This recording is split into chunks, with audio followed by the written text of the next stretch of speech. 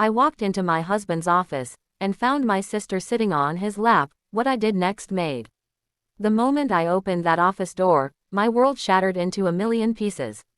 I wasn't supposed to be there that afternoon. Daniel, my husband, had left his lunch at home, and I thought it would be a sweet surprise to drop it off.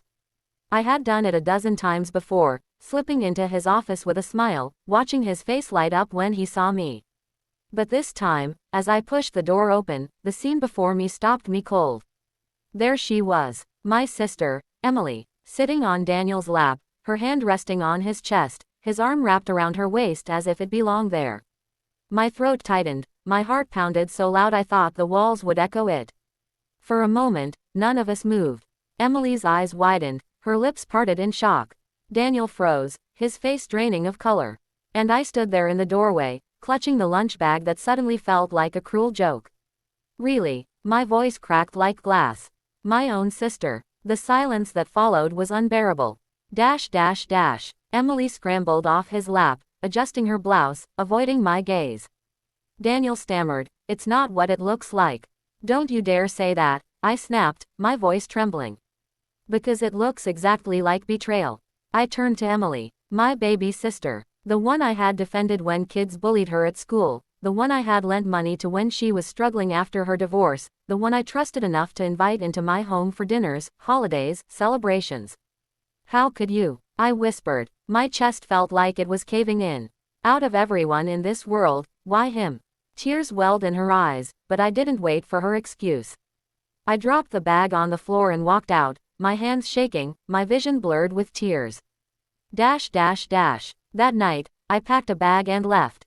I couldn't look at Daniel, couldn't listen to the pathetic apologies spilling from his mouth.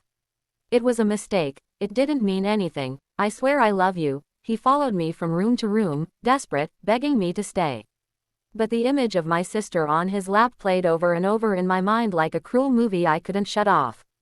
I drove to my mother's house, sat in the driveway, and cried until I couldn't breathe.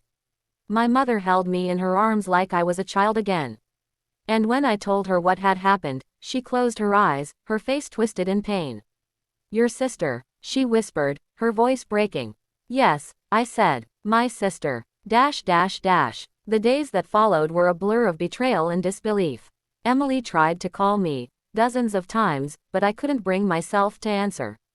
Daniel sent flowers, wrote letters, begged me to go to counseling. But how do you fix a wound cut so deep? I didn't just lose a husband that day. I lost my sister. One evening, about a week later, Emily showed up at my door. Her eyes were swollen, her face pale. She begged me to let her in. Against my better judgment, I did. "Please," she said, falling to her knees. "I made a mistake. I was lonely, I was desperate, it just happened. But I never meant to hurt you. You're my sister. Please, don't hate me." Her words broke me, because deep down, I didn't want to hate her. I didn't want to carry that poison inside me. But I also couldn't pretend nothing had happened. "You didn't just hurt me," I said softly. "You destroyed us. And maybe one day, I'll forgive you. But right now, I can't even look at you without seeing his office, without hearing my heart break." She wept, and I let her go. That was the last time I saw her for months. As for Daniel, I filed for divorce. He fought it at first, swearing he would change, swearing he'd never forgive himself if I left. But eventually, he signed the papers. Our marriage ended, with the same silence that had filled that office when I first opened the door. And then came the hardest part, rebuilding myself. For months, I felt hollow. I questioned everything, my worth, my judgment, my ability to trust. But slowly, I started piecing myself back together. I went back to school, something I had put off for years because life and marriage got in the way. I reconnected with friends I had lost touch with, people who reminded me that I was loved, that I was strong, that I wasn't defined by betrayal. I learned to enjoy my own company again, reading late at night, walking in the park, cooking meals just for myself. The silence that once haunted me became peaceful. A year later, I stood in my own apartment, the sunlight streaming through the windows I had chosen, the walls painted colors I loved, my books neatly stacked on shelves I built myself. I looked around and realized, this was mine. My life, my space, my future. Emily eventually wrote me a long letter. She told me she had gone to therapy, that she was working through her guilt and her pain. She didn't ask for forgiveness, only for me to know she regretted everything. I didn't respond right away.